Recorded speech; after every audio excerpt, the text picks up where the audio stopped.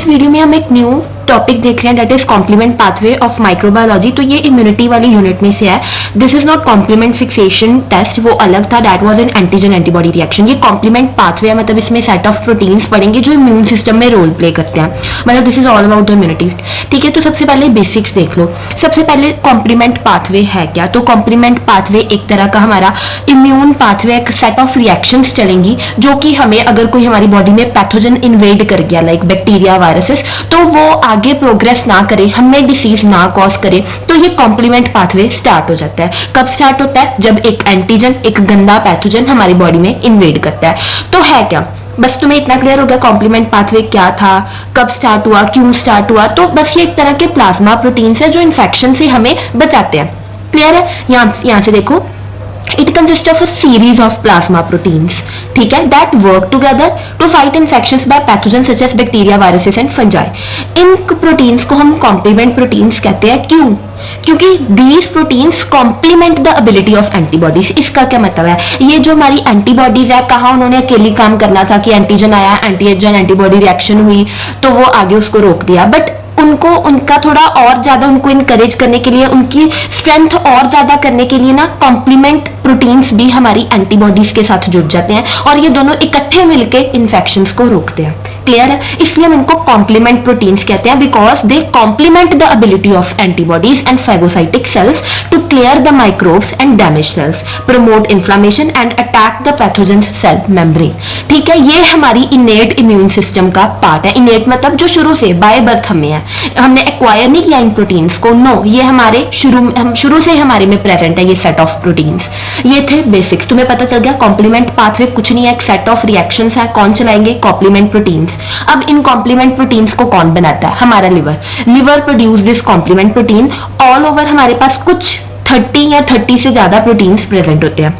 Clear है? अब ये करते क्या? ये हमेशा हमारी बॉडी में, हमारे ब्लड में इनएक्टिव फॉर्म में रहते ही हैं।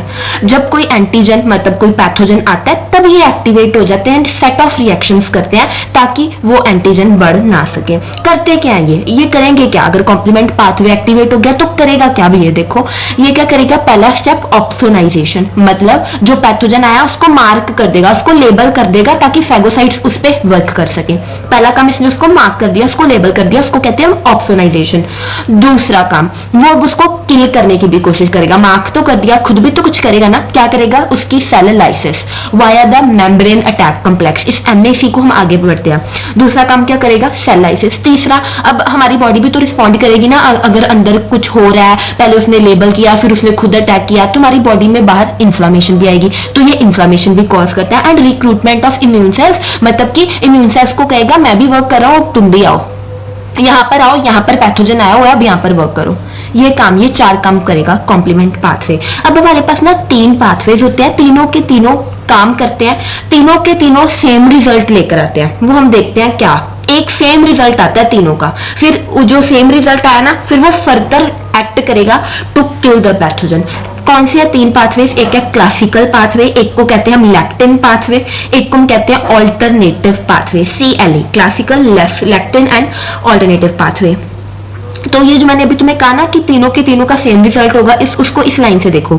Each pathway has a different method of activation but all converge at the formation of C3 convertase, a key enzyme complex. ये तुम्हें अभी कोड से नहीं समझ आएंगे, वो मैं तुम्हें अभी बताती हूँ, एक टेबल से लर्न कराती हूँ। बस तुम्हें इतना पता चल गया तीनों के तीनों का मेथड ऑफ एक्टिवेशन डिफरेंट है, कोई किसी तरीके से एक्टिवेट हो रहा है, कोई किसी तरीके से एक्टिवेट हो रहा है, बट तीनों का रिजल्ट सेम होगा।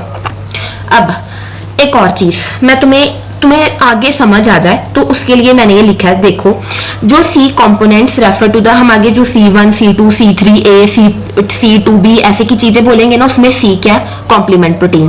C components refers to the complement proteins which are named C1 to C9 तक, ये हमारे पास कॉम्प्लीमेंट प्रोटीन्स होते हैं। कहां से कहां तक? C1 to C9 तक हमारे पास होंगे, और इनमें से कुछ की सब यूनिट्स भी होती है, जैसे C2 की भी होती है, C2A एंड C2B, C3 की भी होती है, C3A एंड C3B। क्लियर है? सी का मतलब है कॉम्प्लीमेंट प्रोटीन, ये C1 to C9 तक होते हैं कि कईयों के सब टाइप्स भी होते हैं।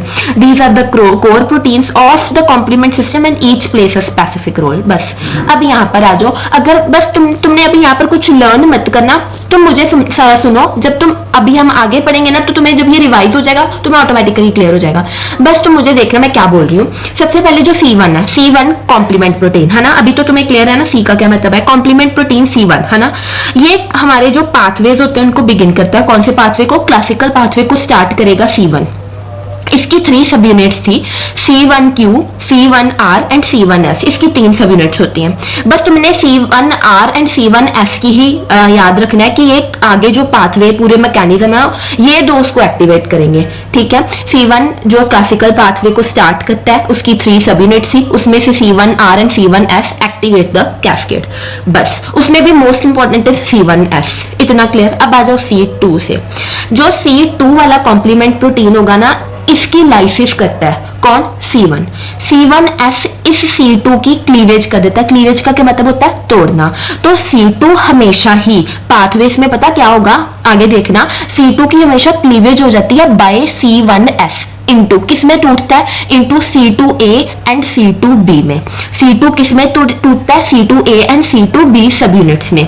अब ये भी याद रखना, जो C2A सब यूनिट है ना वो C4B के साथ हमेशा कंबाइन होती है एंड फॉर्म C3 कन्वर्टेज। मैंने तुम्हें कहा था यहाँ पर थोड़ा कंफ्यूजन लगेगा, बट तुम जब अलग अलग सेपरेट देखोगे तुम्हें क्लियर हो जाएगा। मैं अभी भी तुम्हें रिवाइज कराऊंगी, बस तुम सुनते जाओ।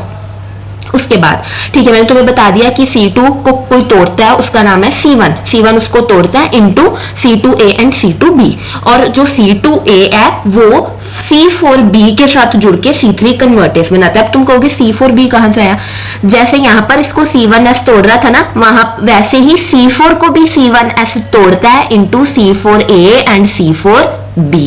तो ऐसे ये C4B एंड C2A जुड़ जाते हैं, ऐसे ये जुड़ जाएंगे एंड C3 कन्वर्टेज बना देंगे। क्लियर।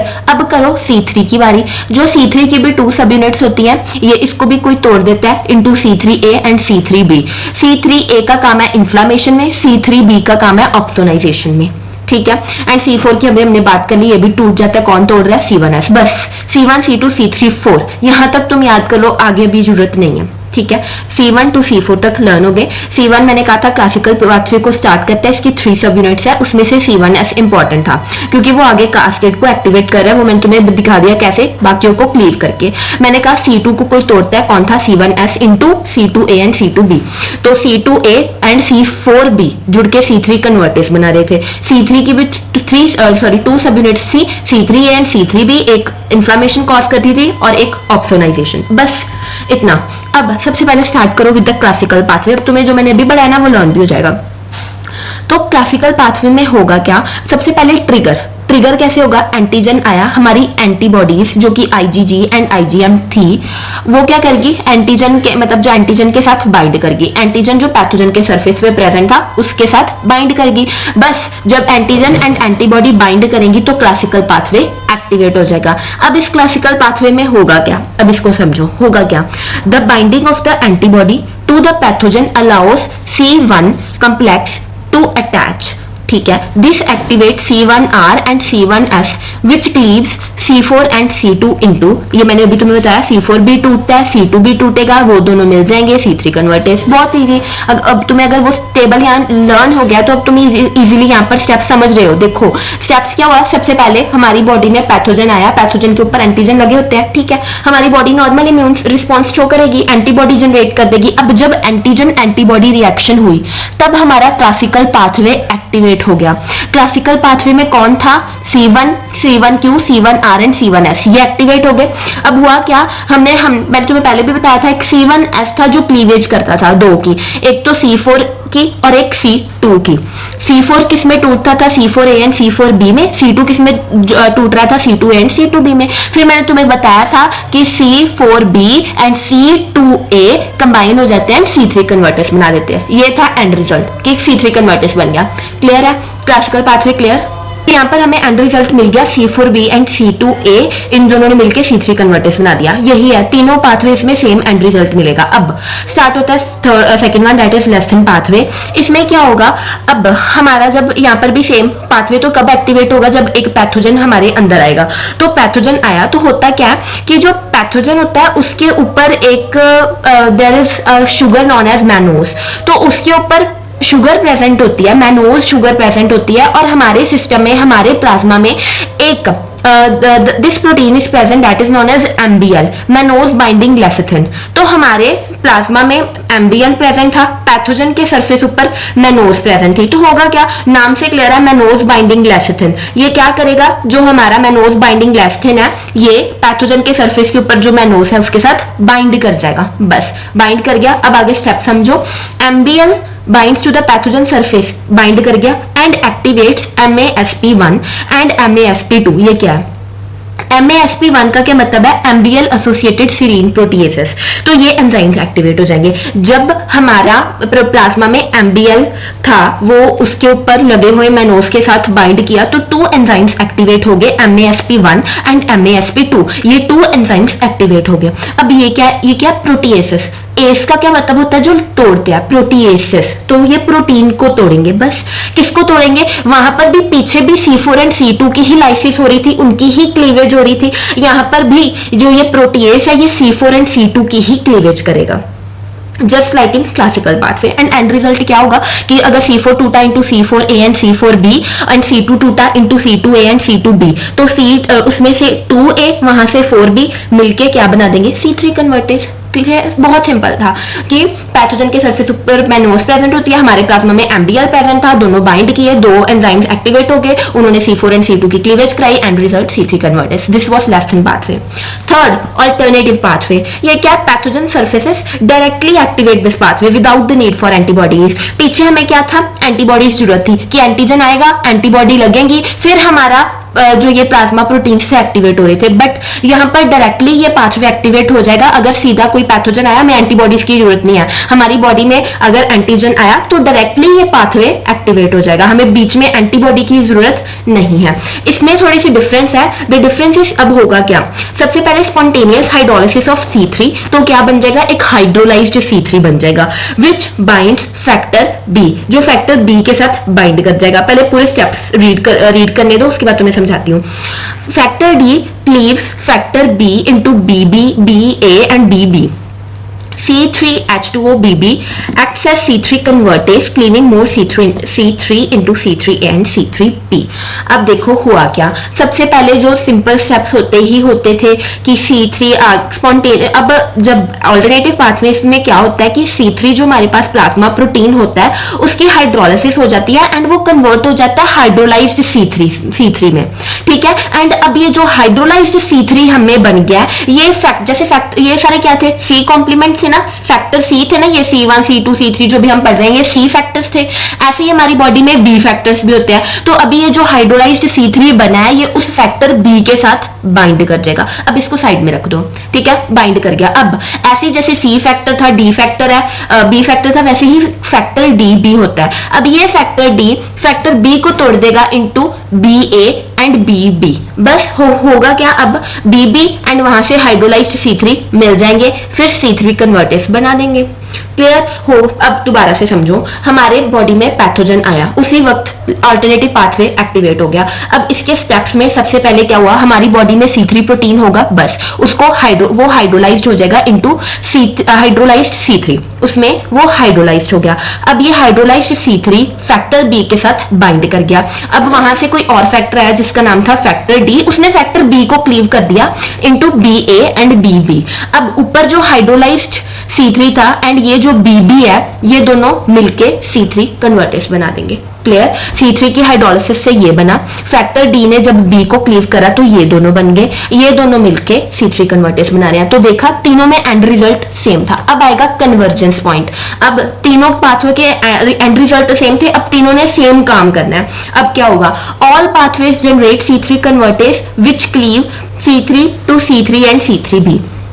सभी पाथवेज ने ये C3 कन्वर्टेज बना दिया। अब इसने क्या करना है, C3 प्रोटीन को 3A एंड 3B में तोड़ देना है। अब मैंने तुम्हें उस टेबल में बताया था कि 3B का काम होता है ऑप्सोनाइजेशन एंड 3A का काम होता है एनाफाइलोटॉक्सिन, जिसको कहते हैं हम इन्फ्लामेशन करवानी। ये मैंने तुम्हें वहां पर भी बताया था, यहाँ पर भी रिवाइज हो गया, ठीक है। C3B can also binds to C3 convertase to form C5 convertase. अगर तुमने इतना याद रखना है तो ठीक है, जो कि अब C5 कन्वर्टेज अगर बन गया तो वो उन दोनों सब यूनिट्स में उसको तोड़ देगा। उसमें C5A का काम होता है strong chemo attractant and inflammatory mediator and C5B का काम होता है इनेट मेम्ब्रेन अटैक कम्प्लेक्स। रुको, अगर तुम्हें यहाँ पर नहीं समझ आया तो मैं रिवाइज करा रही हूँ, ध्यान से सुना क्या हुआ। देखो हमारे पास 3 पाथवेज चले, तीनों पाथवेज में हमारे पास लास्ट प्रोडक्ट क्या था, C3 कन्वर्टेज। अब वो अगर हमने बनाया तो उसका कुछ तो यूज करेंगे ना। वो C3 कन्वर्टेज, हमारे अंदर एक प्रोटीन प्रेजेंट है C3, उस C3 को तोड़ देगा इंटू C3A एंड C3B, इन दोनों में तोड़ दिया, ठीक है। अब ये 2 सब यूनिट्स बनी है ना, इनका अलग अलग काम है, क्योंकि ये बने हैं तो अब पैथोजन को तो मारना ही है ना। तो बस जो मैंने तुम्हें स्टार्टिंग में 4 स्टेप्स बताए थे ना, ऑप्सोनाइजेशन होगी, इन्फ्लामेशन होगी, सेल लाइसिस करेगा, बस अब वही करना है, लास्ट में अब वही होना है। इसमें से अगर C3B बना है तो वो ऑप्सोनाइजेशन करेगा, अगर 3A बना है तो वो इन्फ्लामेटरी रिस्पॉन्स शो करेगा, ठीक है। अब इतने 2 स्टेप्स हो गए, अभी 2 और पड़े हैं। अगर जो 3B है वो C3 कन्वर्टेज, C3B अगर C3 कन्वर्टेज से बाइंड कर जाए तो क्या बनता है, C5 कन्वर्टेज। अब कन्वर्टेज का काम ही होता है तोड़ना। C5 कन्वर्टेज C5 को तोड़ देगा इंटू C5A एंड C5B। अब जैसे उन 2 सब यूनिट्स का भी काम था, इन 2 सब यूनिट्स का भी काम है। जो C5A है वो स्ट्रॉन्ग कीमो अट्रैक्टेंट है। कीमो अट्रैक्टेंट का मतलब क्या होता है, एक केमिकल छोड़ेगा जो हमारे बाकी इम्यून सेल्स को बताएगा कि यहाँ पर आओ, यहाँ पर पैथोजन है, यहाँ पर लड़ो उससे।